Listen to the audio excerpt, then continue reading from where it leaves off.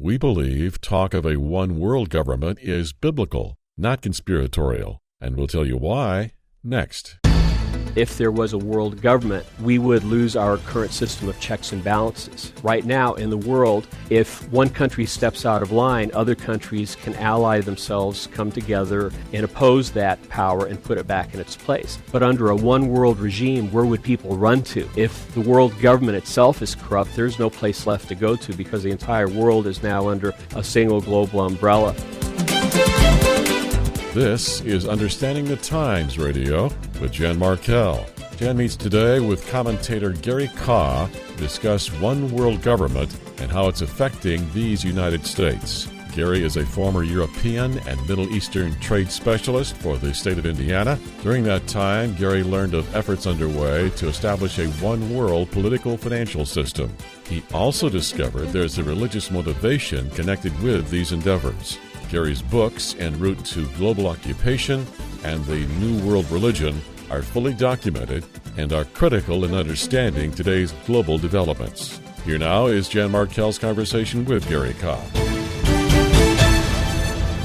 Satan can deceive mankind into following his agenda in a number of different ways, and we talked about some of those yesterday evening, of how all around the world Satan is creating chaos increasingly. We're in a crisis atmosphere on every front now, whether it's the environment or the global economy or the political situation in the United States, the Middle East crisis, and all of this is taking us to a point where humanity will just feel hopeless and looking for a solution.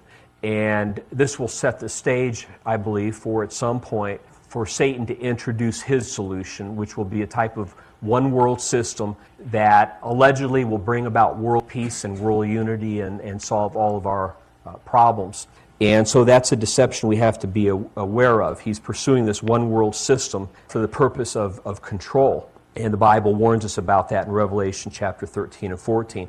And welcome to the program. And if you listen regularly, you know that this program will talk, very often about the efforts at establishing global government, a one-world system. This is outlined in the Bible, most prominently in Revelation 13, and it says that there will be a global leader, and all nations and all tribes will bow down to him, and we know his title to be the Antichrist. I've actually made a DVD about this, Hidden in Plain View, The New World Order in Bible Prophecy, but I'm not here to promote the product so much as to have a discussion with a fellow watchman of this phenomenon, Gary Kaw. Gary Kaw has been monitoring the rush to the global government system for almost 30 years now. Will believers ever see this system? Probably not. It will exist during the 7-year tribulation period from which the church is absent. Gary Kaw is a frequent guest here on Understanding the Times Radio. He's spoken at 2 of my Understanding the Times conferences. Gary Kaw, welcome back to the program. Hi, Jan. It's always good to be with you. Thank you. Gary, I want to revisit just for literally seconds here the 2016 election for a moment because the globalists thought they had the perfect one-world candidate, Hillary Clinton. For some reason, God said it isn't quite time yet for the globalist system, not ready to blossom. He allowed Donald J. Trump the 2016 victory, but the one-worlders can't get over it. Now, how desperate do you think they will get, and what could they do to stop the rush towards American nationalism here in this country? Well, first of all, I think that all of us would enjoy a time of peace in the United States and to see this divisiveness that exists currently come to a halt. But honestly, I believe just the opposite is going to happen. The Democratic Party took a strong turn to the left in the recent midterms, and I believe they're going to continue to go after President Trump even more vigorously now that they have Adam Schiff, for example, in charge of the House Intelligence Committee. I know there's a pretty large number of Democrats who do want to pursue impeachment. We'll see what happens with that. It's going to be an all-out battle the rest of the way, and we'll have to see if they actually do proceed with trying to impeach Donald Trump. The problem is good news keeps coming out every day on the economy, and they don't want to see that. I believe they actually want to try to collapse the economy in any way possible while Trump is still in power so that they can use that as a type of backlash against him in the next presidential election. If they can't get him out any other way, they definitely don't want to see him get in for a second term. So from their standpoint, they're doing damage control, but at the same time, if they can push things into a crisis mode, the old saying is never let a crisis go to waste, and they're experts at that. I'm going to revisit that crisis situation in just a moment here, but I want to read a couple of paragraphs that you've written. And folks, I'm playing off of a recent article Gary wrote, and it's found on his website, garyka.org, and I'll give you more details when we move more into the program here. But Gary, you write this brand new article, and I just received it here by email recently, and you say this: the New World Order crowd hates Donald Trump with a passion because he has set out not only to oppose, but to undo their global government plans and has had a measure of success in doing so. And you write, Trump has become a much more formidable adversary than they ever imagined. Now they have a 2-year window in which to stop the bleeding and to deal the president a politically fatal blow. And you go on to say this: one reason I believe they will take off their gloves in dealing with Trump is because they actually want to make an example of him. Their goal? To relentlessly and shamelessly attack him and any of his conservative appointees to such a degree that no true conservative will dare to accept a position within his administration or to run for office of commander-in-chief in the future, lest they experience the same level of scrutiny and assault. The message is loud and clear. Hillary Clinton, James Comey, John Brennan, and others of their globalist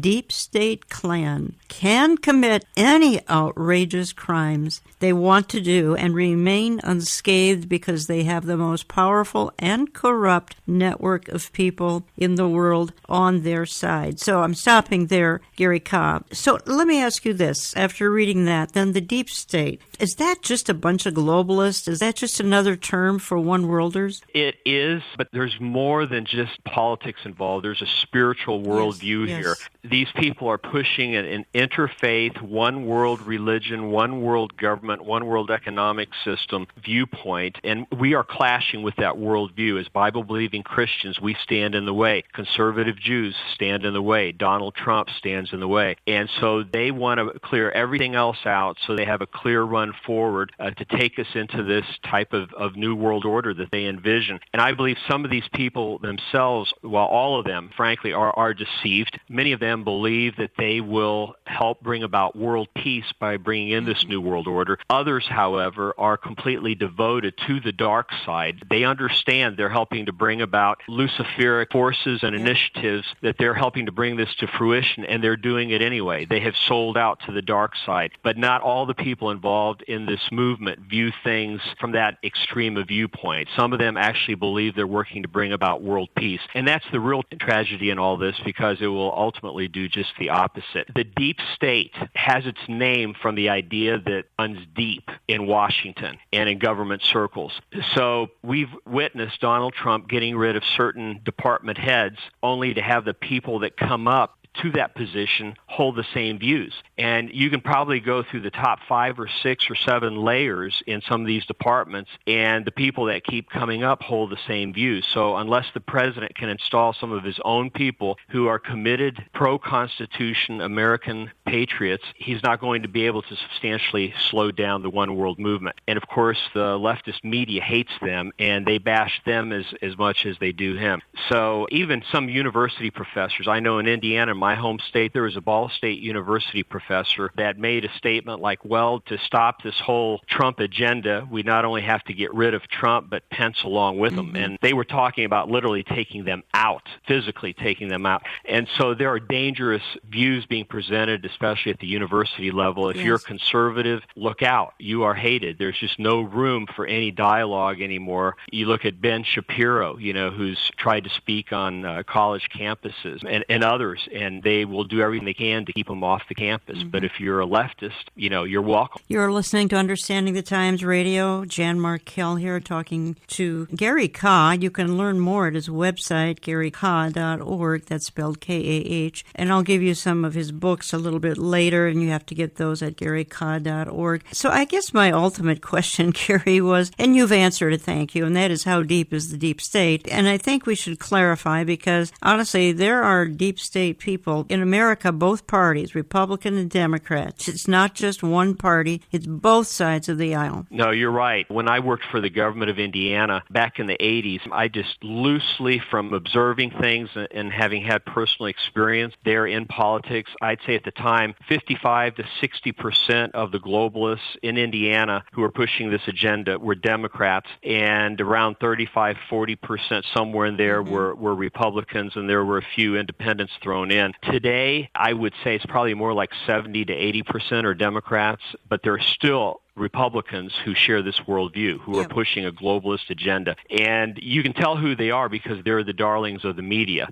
And not to pick on this individual in any way, but I just have to point out, because I wrote about it in my book years ago, George Bush Sr., who recently passed, was very much involved in the One World movement, and he was viewed as one of their darlings. And if you look at, the coverage he got from the media when he passed, his funeral, I think that came through loud and clear. He may have meant well. I'm not going to judge his motives. Like I said earlier, various people want to push this one world agenda for different reasons, and maybe he actually thought he was helping to bring about world peace. I don't know. That's between him and God. But he was a globalist, and he was a Republican. He was also the one-time head of the Trilateral Commission and held, key positions in the CIA and ambassador to China, the UN. I mean, he was a key figure in a lot of areas, and everywhere he was, he pushed the globalist agenda.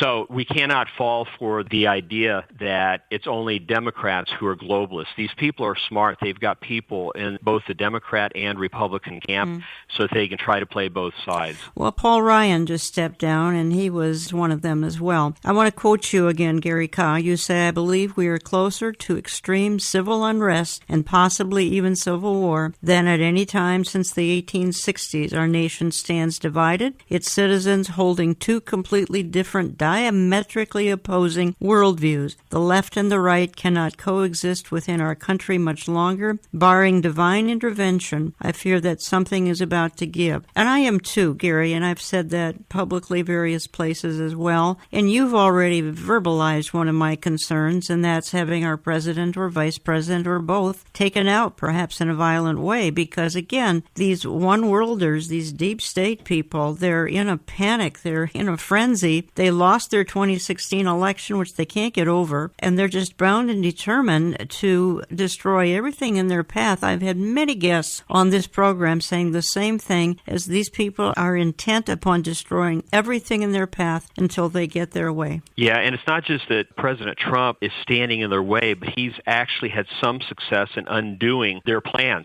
Just the whole NAFTA renegotiating and moving away from that. That throws a major wrench into their plans.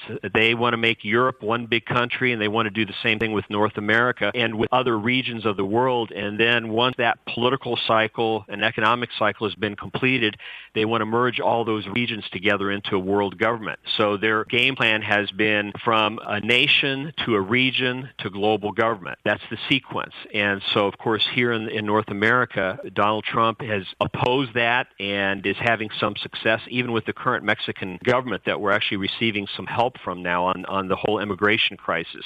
So they hate him because he stands in their way, and he's actually been working to undo their agenda. So we do need to pray for him and for people close to him, including Mike Pence and our Secretary of State, Pompeo, who's been doing an excellent job. So we have some good people in there, and we really need to pray for them. Gary, I'm going to play another clip. It happens to be you again. This is possibly more recently. I think you were in Prophecy in the News program. I found it interesting here because you're explaining here share when you were first starting out in your business career for the state of Indiana, how you realized here you were traveling globally and kind of became aware of this globalist agenda, and you have some very intriguing things to say here, and I'm going to pick up on a couple of the bullet points when we come back. So it was through those experiences over several years that I first began to hear about an eventual move toward a one world government system. And I was somewhat surprised to find out that some of the people at our embassies favored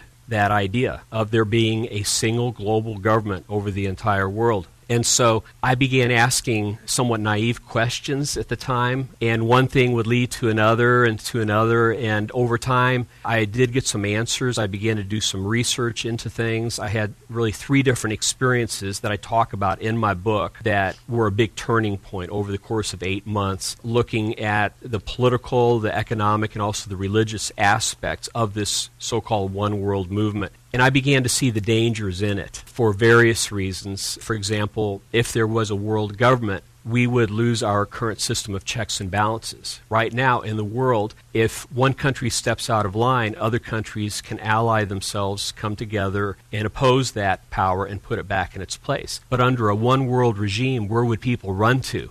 If the world government itself is corrupt, there's no place left to go to because the entire world is now under a single global umbrella. And then there was the issue of our U.S. Constitution, which really, the way it's worded right now, it would be very difficult, if not impossible, for us to go into a one-world government. So somehow they would have to scrap our Constitution or change it in a major way. And then also the fact that you would have international bureaucrats somewhere, probably in Europe, calling the shots. And we would also have to pay taxes. Somehow this additional layer of government would have to be funded. And then on top of all that, when you look at those who are, I would say, the most influential people in this movement, they hold a completely different worldview, and it happens to be very anti-Christian, and they also are strongly opposed to Israel and conservative Jews. And so by this time in my research, I began seeing the handwriting on the wall. I thought if all this were to come to fruition, it would be like Adolf Hitler all over again, except truly on a global scale this time. I hope you caught what Gary said there in that middle of that little clip. If this kind of a institution, this global government type of a governing system were installed around the world, where would people run to? I think that's a very profound thought. Right now, people are running to America, to the free world, and there are a few countries left that would be safe. So this experience you're relating there was very early in your career representing trade for the state of Indiana. Yes, it was. I was just putting the pieces together at that time, and I was actually young, very young to be in that position, and I thought from the beginning how strange that the Lord afforded me the opportunity to get this job, and immediately I was traveling overseas for our state government, and one of my first trips took me to Israel, and one of the business people I met there, he was actually with one of the electrical utility companies who's looking at purchasing coal from Indiana. We had lunch together, and he found out that I was very pro-Israel and had a heart for the Jewish people, and he began to share some things with me because he also happened to be a general in the Israeli military. And it just so turned out a few months before I was there, the Israelis had uncovered miles of underground tunnels in southern Lebanon that were stashed with mostly Russian-made military equipment, and they were gearing up using some of the Lebanese, perhaps some of the Syrians, to invade Israel. And I asked the question, I said, how can this be? There's been nothing in the international media about this at all. But in Israel, everyone was aware of it because it took months for the Israeli military to get all of this equipment out of Lebanon and bring it to Israel. And so I asked, why this bias in the media? If they know about it, why are they not sharing this with us? And ultimately, it led me to conclude that there is a very strong anti-Israel, anti-Jewish, also anti-Christian bias in the people who, for the most part, control our media. And today we're seeing that. It's out in the open. Back then it wasn't. It was hidden. But Donald Trump has been a type of lightning rod that has brought everything to the surface. The leftists, the globalists, they can't hide their feelings anymore. We see what they believe. Yeah. And I think they also believe there's strength in numbers. They feel that they have enough control in key strategic places of our government, in the media, in our university system, that they can move forward unhindered except by conservatives. But even there, we're the minority. You 54% of millennials, believe they're socialists. I want to pick up on that. I've got to take my first break here, but I want to pick up on that as soon as we get back, and that is about some of the millennials and how they're beginning to shape a lot of things, which generally is not a good situation. Folks, I'm coming back just a couple of minutes. We're going to continue on with Gary Kah. We'll give you the titles of his books and his website again when we get back. Don't go away. Just a quick reminder, every Saturday morning, this program is posted to our website. You can listen to it at olivetreeviews.org. Again, it's olivetreeviews.org. This broadcast ministry focuses on the importance of understanding our times according to the Bible. Every weekend, we talk about issues and themes converging in the world that lead us to believe the return of Jesus Christ is near. Please remember us in prayer. You can help support this program when you mail your tax-deductible gifts to Olive Tree Ministries, Box 1452, Maple Grove, Minnesota, 55311. To contact our office, please phone 763-559-4444. More conversation with Gary Kah right after this brief timeout. Thanks for supporting this radio outreach, now heading into its 19th year. There is a common misperception that radio stations actually pay hosts of programs like Understanding the Times Radio, when in fact, programs like this deal with serious weekly radio costs. If you would like to underwrite this program, give us a call Monday through Friday Central Time at 763-559-4444. That's 763-559-4444. Or just give conveniently online at olivetreeviews.org. That's olivetreeviews.org. You can always drop a tax-deductible check to Olive Tree Ministries, Box 1452, Maple Grove, Minnesota, 55311. That's Box 1452, Maple Grove, Minnesota, 55311. Proclaiming both the news and the good news this year. This so-called one world movement. And I began to see the dangers in it. And then there was the issue of our U.S. Constitution, which really, the way it's worded right now, it would be very difficult, if not impossible, for us to go into a one world government. So somehow they would have to scrap our Constitution or change it in a major way. And then also the fact that you would have international bureaucrats somewhere, probably in Europe, calling the shots. And we would also have to pay taxes. Somehow this additional layer of government would have to be funded. Today's radio guest, Gary Kah, is an expert on one world government, the focus of Jan's discussion this hour. So let's continue with that conversation. Again, here's Jan Markell. Would you support if we as a whole world just came together under one government? Yes. Why not? A new world order type of idea of being under, global government. Is that something you'd be in favor of? Yeah, definitely, with Canada being such a multicultural country.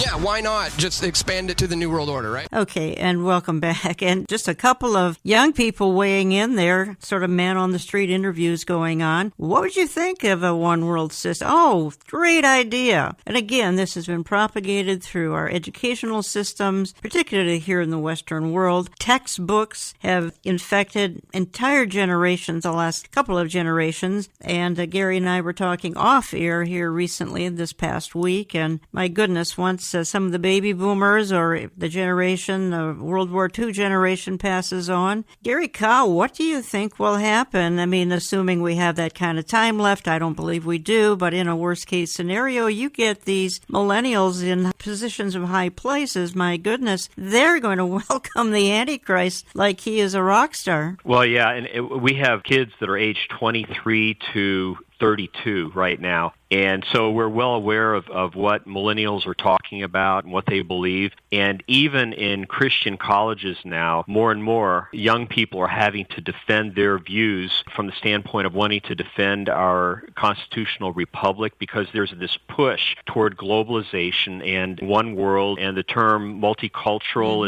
is thrown around a lot. Oftentimes it actually means one world or moving in that direction. So definitions are very important. I always told our kids, make sure you get a good definition so that it's not misunderstood. Then you know how you can move forward on that. And some of the time they have taken on their professors and had a healthy debate on some of these issues. What's interesting is right now, and I mentioned this right before the break, but I just want to go there, 54% of millennials in a recent survey stated that they are socialists. In another survey, though, only about half of those millennials understand what socialism really means. So much of this is naivety, but they are definitely not pro-free enterprise. It's fair to say that. And in the next national election, it is believed, it's less than 2 years from now, it is believed that for the first time, millennials will outnumber baby boomers. And so we'll have to see what happens with that. But unless baby boomers and those who are left of the World War II generation, which are fewer and fewer, unless 90% of them turn out to vote and all vote very conservative, it could be the first election that is completely given to the millennials. I think it might be close, but globalists would love to see the economy collapse under Donald Trump so that they can point blame at him and say, look at what he did. This is because of Trump. They're hoping they can then produce a huge backlash against conservatives and that ultra-liberals will come in like a wave. And I think that's a real possibility that could happen. I hope it doesn't. I pray it doesn't. But that's what they're trying to bring about. So you'll even notice in the news every day now, we have good news coming out on the economy. Twice as many jobs created last month as what they expected. Low unemployment rate, great domestic growth, more manufacturing jobs. And yet for every piece of good news that comes out, the major networks are throwing 3 or 4 other things out there to try to get people to see a negative view. Trade war with China coming. Everything is going to be terrible, on and on. And that plays in the psyche of individuals after a while, and it's made the stock market jittery. Yes. You know, we don't know what's going to happen with this. Only God knows. But globalists would love to try to collapse the economy and pin the blame on Trump. It's a big part of their agenda. I want to direct folks to a couple of products, maybe even 3 products here, and 2 of them are your books, because we're only able to touch on the thumbnail of the topic here, global government and the rush to the one world system. Again, folks, it's outlined in Revelation 13. Gary's got 2 books, En Route to Global Occupation and The New World Religion. Those are 2 books. You've got to find them at GaryKah.org. That's spelled K-A-H, GaryKah.org. I have a DVD called Hidden in Plain View, The New World Order in Bible Prophecy. Find that at my website, olivetreeviews.org, olivetreeviews.org. Go to my store. You can call for my DVD at my office, and you hear that number throughout the program. We're not carrying Gary's products at this time because they're available at GaryKah.org. So honestly, if you really want to understand something that, to do justice, we need to do 2-3 programs on today, and we can't. Gary, let me just move on to a couple of other things. And I want to hit Europe here, and you and I talked in just a totally fascinating discussion about France's Emmanuel Macron and issues related to that. First, I want to quote you one more time here. I don't quite want to leave Donald Trump, but you write, and again, this is in his newsletter. Find it at GaryKah.org. My opinion, it seems as if, this is Gary speaking, it seems as if God is allowing tensions to come to a head. He's using Donald Trump as a lightning rod to bring previously hidden political agendas to the surface. The battle lines are being drawn. The far left is becoming increasingly bold and provocative and is gaining strength each passing month, catapulting ultra-liberal millennials into positions of leadership as the more conservative older generations gradually exit the public arena and die off. If we continue on this course, those conservatives who remain will either have to fight or flee to another land. Now, that's strong talk, I think, Gary, to say that people like you and me may have to flee to another country. Frankly, you know, we often talk, you and I, when we talk about this subject, that it's going to take, some kind of a crisis to bring about this global government. And we talk about it's going to be environmental, it's going to be political, it's going to be weather, it's going to be financial. My own opinion, and I bring this out in the DVD I made, is it's going to be the rapture. Once the rapture happens, this global system will fly into place in literally a nanosecond. second, but I want to go back to a single individual or organization stirring this up. Let me just ask you, George Soros, he's huge, but he's in cooperation with a lot of others, and you said to me Freemasonry is huge. It is. As I was researching this back in the 80s, everything I traced down when I went down a rabbit trail to try to get to the end of it, it always seemed that there was a high-level Freemason there, and so that became a common denominator for me. It took a while to put all those pieces together, but even their magazine back in the 80s was called the New Age Magazine, and then the name was finally changed when people began to catch on. People like Alice Bailey,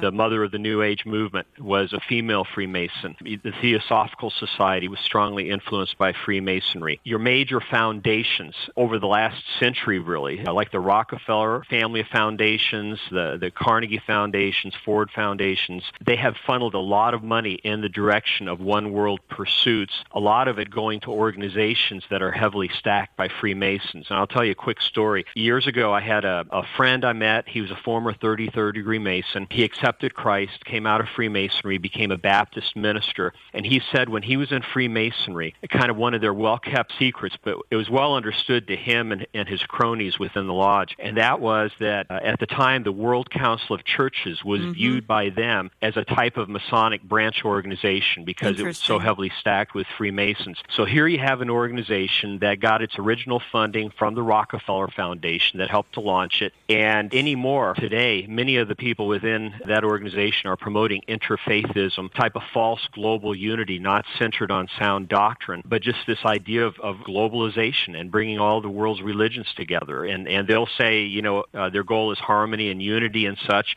but we know from reading the Bible where all this is going to go in the very end. And it's going to require the return of Jesus Christ to make things right on this planet because things will spin out of control. And Satan is so deceptive in this area. All of us would love to have peace and unity, but it's got to be based on the truth, not in a deception that leads people ultimately to hell. If you join me late, you're listening to Understanding the Times Radio. Jan Markell, your host here on the line from another location I won't disclose is Gary Kahn. You've heard him on this program numerous times. Been at a couple of my conferences. Learn more at garykaw.org. A couple of quotes I want to give here. Arnold Toynbee, and he passed away as recently as 1975, says, "The nations of the world are ready to give the kingdoms of the world to any one man who will offer a solution to the world's problems." And Paul Henry Spaak, S-P-A-A-K, said back in 1957, "What we want is a man of sufficient stature to hold the alliances of all the people and to lift us out of the economic morass into which we are sinking." Then he says, "Send us such a man, and be he God or devil, we will receive him." So you can see the mindset for decades has been, okay, things aren't going as well as we'd like. We need sort of a global leader. Henry Spaak says, "Send us such a man, be he God or devil, we will receive him." The book of Revelation says they will receive such a man. He will be devil-inspired. His title is the Antichrist, and the stage is being set for him to play the role. So, Gary Kaw, we talked a little bit about, well, takes a crisis, some kind of a crisis. I suggested environmental, political, weather, financial, all of those things. Throw in the rapture, of course, that will add to it as well. Any other kind of a crisis you can think of that could hasten this system? Well, here in the United States, things are so hostile now that I believe we could be headed into a time of major civil unrest that could come on quite quickly under the right circumstances, and even a type of civil war. And again, I hope that doesn't happen, but we're moving in that direction right now. And I have always felt if such a time, heaven forbid, happens in the United States, we would be very vulnerable to our foreign adversaries. And if we were ever going to get hit from outside of our country, that would be the time that our adversaries would attempt to do so. And if you have a major crisis here in the United States, what happens here affects the entire world, especially the Middle East. If we were suddenly taken out of the way as a major world power because of being preoccupied from a disaster within, what would happen to Israel? Would the countries around Israel decide, okay, this is our time to make a move? Would they try to attack Israel? Israel would no longer have us as an ally. They'd be on their own. I mean, their backs would be against the wall. So there's so much fallout from a crisis of that nature. And I think lumped together with all the other alleged crises, the the environment, the coming global economic disaster that is being pushed, and just about everything you can think of, they're touting as a crisis, as a reason for why we have to have a world government. But you put all that together, and it could do the trick. Somebody's going to step on the scene at the right moment, and they're going to appear to have all the answers, and instead it's going to be the biggest trap. And while we're on this subject, I know, Jan, you and I, we had talked about this earlier off the air. Religious leaders have to get behind this in order for a one world government to come together. And here you have Pope Francis recently being quoted in an Italian newspaper, La Repubblica, saying that Americans must be ruled by a world government as soon as possible, quote, for their own good. And also, he was on record saying that Europe should become one country under one government. Yeah. Here you have the first Jesuit pope in place. He's a globalist. He's been one for a long time. He's totally committed to the global climate change, environmental agenda, which is simply a way for the globalists to gain more power through building an international bureaucracy and infrastructure. He's completely on board with all this. And I personally believe that many of the globalists see this time as their opportunity to make a move because they have the proper pope in place to work alongside of them to bring it to fruition. But he's getting old. He's up in his 80s. And I think that's another reason why they're pushing as hard as they can right now. And again, Donald Trump has gotten in their way. And so if they're on a timetable here and they want to pull all this off in the next few years, they're going to have to do something pretty drastic fairly soon in order to stay on this timetable. Yes. And if they can't, they'll pass this opportunity and have to wait for another one. Gary, I'm so glad you raised that. I actually have that article in front of me. Pope Francis, world government must rule U.S. for their own good. He says the danger concerns immigration. The Pope continued, speaking here to La Repubblica. Our main and unfortunately growing problem in the world is that of the poor, the weak, the excluded, which includes migrants. This is why the G20 worries me. Again, this is Pope Francis. It mainly hits immigrants, Pope Francis said. And he says the idea that Americans would be better off under a world government doesn't stop there. And the radical leftist pontiff also went on record stating that Europe should become one country under one government. That was in an interview in an Italian newspaper. And folks, I hear from Catholics talking about this fairly regularly, and they're not really happy with their church right now. Some, anyway. So I'm so glad you brought that up. Now, and I do want to head to Europe here, and perhaps we could even do that now. Again, you have brought up and made me aware in recent conversations. You emphasize the importance of Freemasonry, which I do talk a little bit about in the DVD I made, and interfaithism and globalism go hand in hand. You've said to me privately, I want to head quickly to France, because you said to me that France is the hub of a lot of this activity, this globalist rush. And again, the globalists installed Emmanuel Macron back in spring of 2017, and now we see the Yellow Vest movement, which I think started out okay, defending nationalism. But I think you're suggesting, Gary, that the Yellow Vest movement is starting to get subverted, and perhaps it is being infiltrated with secret societies. Am I right? Yes, I believe it is in the process of morphing into something else.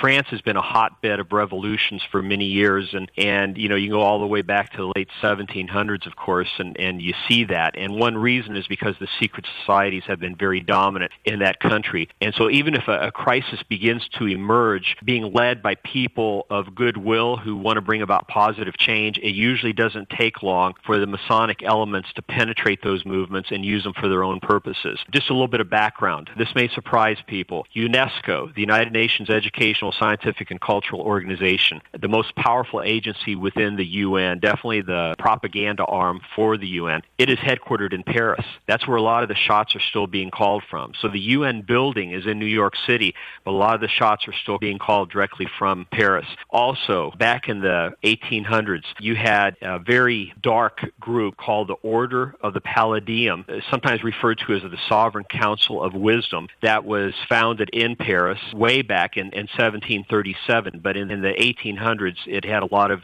influence. And Albert Pike, the leader of Scottish Rite Freemasonry during a good part of the 1800s, belonged to that group, worked closely with them. them, and they continue to foment crisis in collaboration with Pike and other top Freemasons in this country. And the Grand Orient Masonic Lodge, which many researchers believe is probably the most powerful or second most powerful lodge in the world, it is still in France. And a lot of these other movements come out of that lodge almost as like arms. And if something is exposed, they're cut off, and these forces just keep going as if nothing happened. So people need to be aware of that. France is a key player in all of this, and sometimes they kind of set the trend. Just one other thing I want to throw in here, a little bit off the subject, but I have to mention it because I've been doing some of this research lately. I want to make people aware of the fact that this same Albert Pike that I just mentioned, who at the time was either the top or second highest Freemason in the world, also helped to found the Ku Klux Klan. And in fact, he wrote the anthem and the rules of that organization. And so you have a tight connection between Freemasonry and the Ku Klux Klan, which was strongly opposed to blacks and also Jews.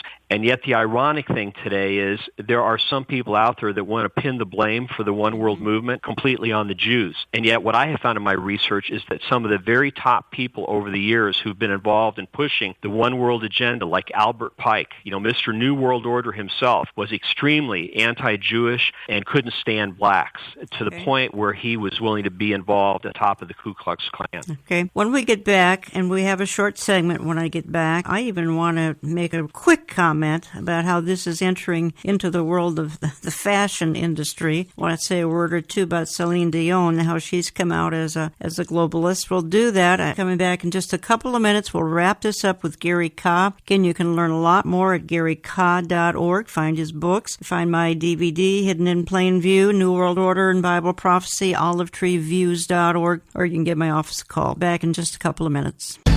Every fall, Olive Tree Ministries hosts an Understanding the Times conference in Metro Minneapolis. This year, our September 21st weekend event features guest speakers Jack Hibbs, Amir Sarfati, Jan Markell, Robert Jeffress, and J.D. Farag.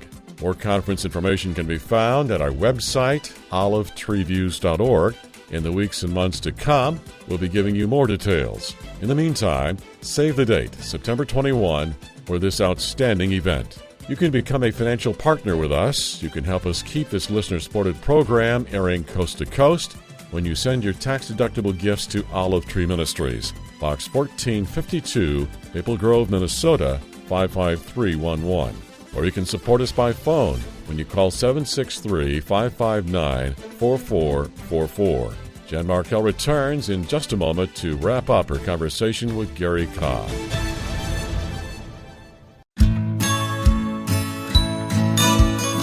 I have watched the tide of our times deteriorate for decades. Some say we are in the time period known as the beginning of sorrows, but that actually comes later in God's clock and calendar.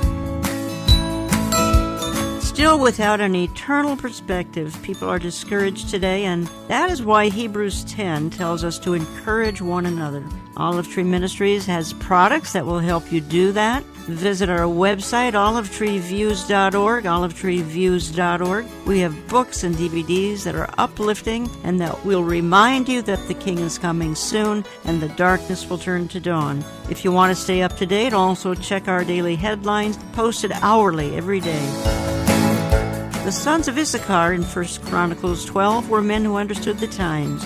God wants us to be in the know, up to date, and looking at events that cause us to await His return.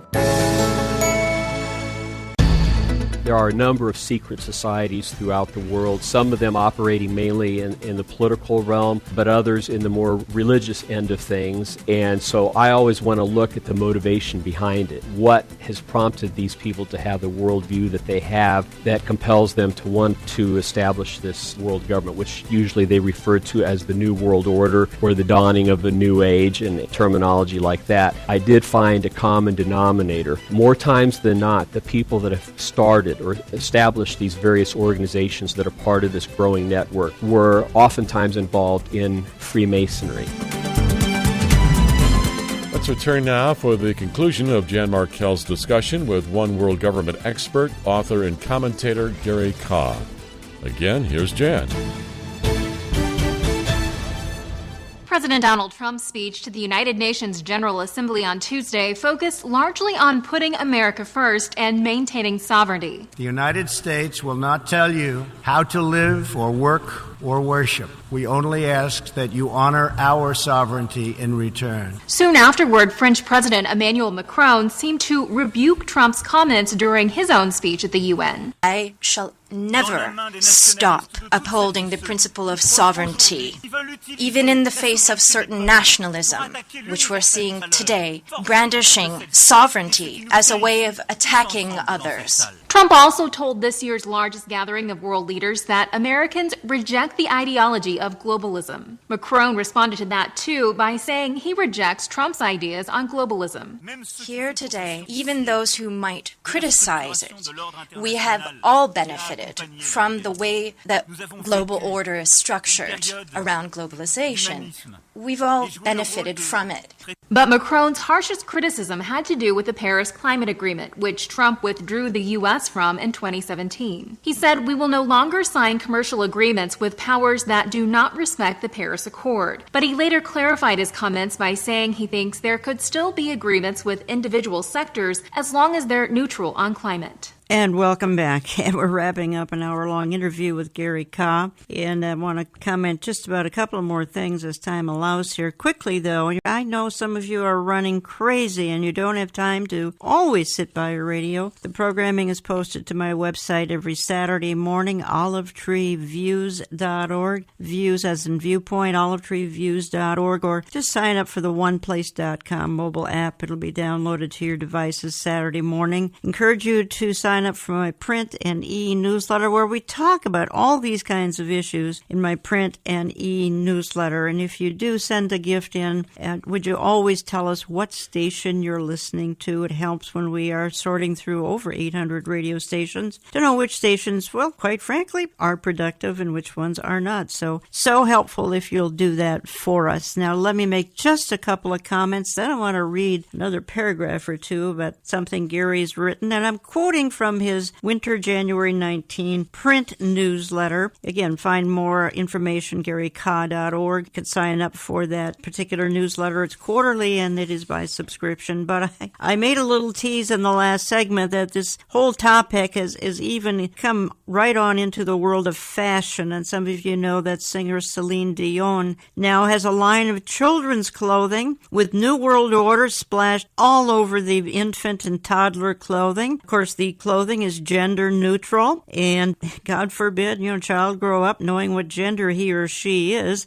And she is strongly pushing this globalist one world agenda. And if you see any of the commercials or any of the kind of exposés online on YouTube, look, she's just heavily promoting all things dark. So if you are listening to her music, be aware that she's got an agenda. The agenda is a very evil agenda. It's to pull little children into this whole New World Order scheme. There, I said it. I'm being really blunt because I'm here to tell you the truth, and that is these globalists are, well, they're mad. They're kind of a swatted bumblebee because they were defeated November 2016 by nationalists, not a globalist. Hillary Clinton was their pick. God had other ideas. Donald Trump won in that election, and their globalist agenda has sort of been put on hold. Probably only temporarily, because it says in Revelation 13 that their empire will come to power for 7 ignominious years, which will be literally hell on earth. Gary, I want to go back to your newsletter, and you make an interesting comparison, and that is the situation between Donald Trump and Prime Minister Benjamin Netanyahu. Let me just read a couple of paragraphs, again, that you write, and you say, "The fact is President Trump and Prime Minister Netanyahu are facing very similar circumstances. They are both devout nationalists trying to defend the sovereignty of their respective nations, and internationalist forces are at work in both countries trying to oust them from power. The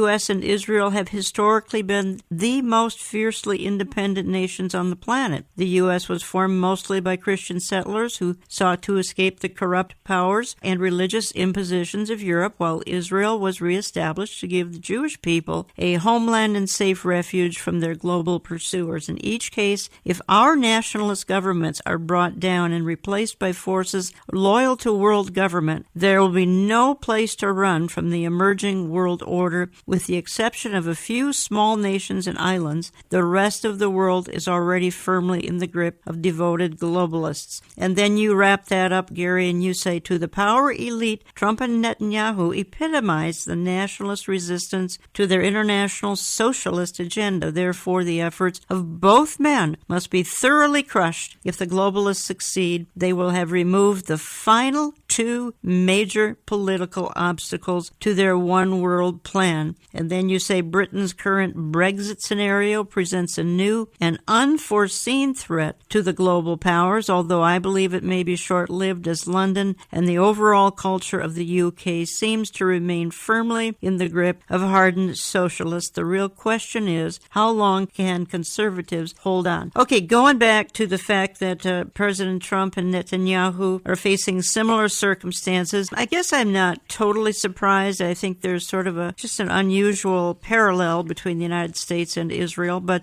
talk to me a little bit about this. If the United States and Israel capitulate to the New World Order, I don't believe there is any other significant resistance in the world that will keep it from coming together. These are their last two mountains that they need to conquer, so to speak, globalists. And you've got Trump and Netanyahu almost in exactly the same positions. You've got forces going after Netanyahu, trying to pull him out and get him in jail, making up all kinds of things they're saying about him. They've done the same thing in the past, and every time he comes through it, so it's just to take up his time to try to slow him down and hopefully somehow get him out of power from their standpoint, because he's defending Israel. He's not wanting to take Israel into a new world order under the United Nations. And Donald Trump and this country, same thing. They both want to move away from the UN, not toward the UN. And it's only common sense that they would want to do so. In the case of Israel, the United Nations last year passed 21 resolutions of condemnation against Israel. Out of 27 resolutions total, 21 of them were against Israel. It's like they sit around all day and try to figure out what next they can say against Israel. And it's ridiculous that we even are giving any money at all to the United Nations as a country. Donald Trump cut it back. I think he should cut it back even further. And in this country, same thing. The UN consistently opposes our views. Nikki Haley has done an excellent job. Some of the speeches she's made before the UN have been spot on. And so we see this debate now coming to the surface. It's come full cycle between global governing bodies like the United Nations versus Israel and versus the United States. And again, if they can deal with the United States and Israel, it'll make their job a whole lot easier, and that's why they're applying the kind of pressure that they are. Well, okay, then let me go back quickly to Europe and to this Emmanuel Macron, because I think the globalists put him in power, hoping that he could be sort of a world leader, and he's certainly striving to be a world leader. And I think when we talked recently, you suggested that the globalists may actually be reassessing Emmanuel Macron. Maybe he isn't their man for Europe, or even their man for the whole global empire to lead. I don't know, but you feel that they are reassessing him. Well, we'll have to wait and see what happens. But unlike Barack Obama, yes, who was able to have a high degree of global popularity through all of his shenanigans and the push toward globalization and the fact that conservatives were strongly opposing him in the United States, he was able to maintain overall popularity worldwide for the most part. Macron, on the other hand, he has had to cave in quite a bit in his own country right now just to get things under control. And so I think right now the globalists are questioning his effectiveness and if he can be the one that helps to take France into global government. And I believe they are already trying to take over the yellow vest movement and penetrate that to try to steer things in their direction. So it's a wait and see. We will have to wait and see what happens there. And what about Angela Merkel stepping down?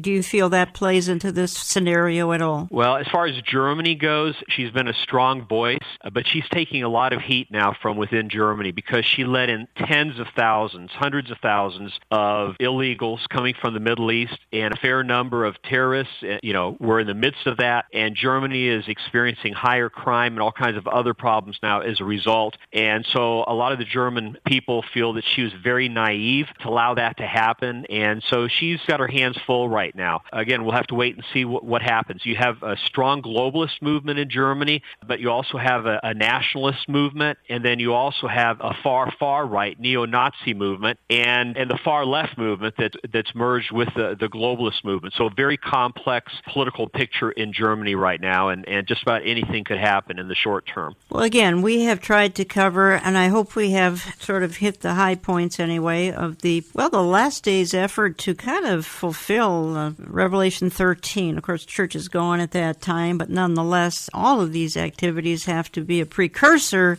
to that time of tribulation, the almost literal hell on earth. Again, you can learn more at GaryKah.org. You can find his books at GaryKah.org. Again, my DVD, Hidden in Plain View, The New World Order and Bible Prophecy. You can give my office a call for that, or go online, olivetreeviews.org, olivetreeviews.org. I want to go out of the program, and I want to give a couple of verses as I go out of the program, because we've talked about some dark things. And yes, this evil New World Order agenda, it is dark, and it has saturated the entire world. But it says in Psalm 37, "Fret not yourselves because of evildoers. Do not be envious of wrongdoings, for they will soon fade like the grass." It says in Psalm 2 that the Lord laughs and holds these corrupt and wicked people literally in derision, and they will meet an ignominious end. They will have their earthly paradise for just 7 years, and it will be hell on earth, with the church absent and in heaven in the time of their rule. It's called the tribulation. It's mankind ruling with the Antichrist in the driver's seat, and it doesn't end well for him or for his evil participants. You don't want to be here to experience any of this. Call on the name of the Lord Jesus Christ today. Make him the Lord and Savior of your life. Tomorrow may be too late. I want to thank you for listening, and we will talk to you next week. We are a vapor,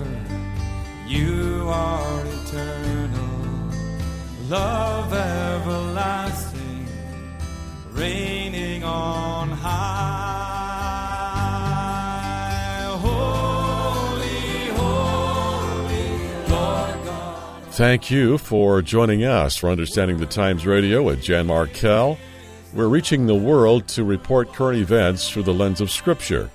This broadcast costs you nothing to listen. It costs us thousands of dollars each weekend. As we produce and distribute this weekly program, would you consider becoming a financial partner with us? In this ever-changing world, Christ followers need to stay informed and to be aware of current events from a biblical perspective. This is where you'll hear compelling programs every week to highlight hidden dangers in our culture and the hope that comes through faith in Jesus Christ. We invite you to join us in helping to underwrite this listener-supported broadcast. Please write with your tax-deductible gifts to Olive Tree Ministries, Box 1452, Maple Grove, Minnesota, 55311. You can also give at olivetreeviews.org or by phone at 763-559-4444. Around the clock, olivetreeviews.org is also the place to go for daily updates on global events from a biblical worldview. We're looking forward to hearing from you this week. Thank you for your continued prayer support. Join Jan next week when she returns with another information and inspiration-packed hour designed to help you understand the times.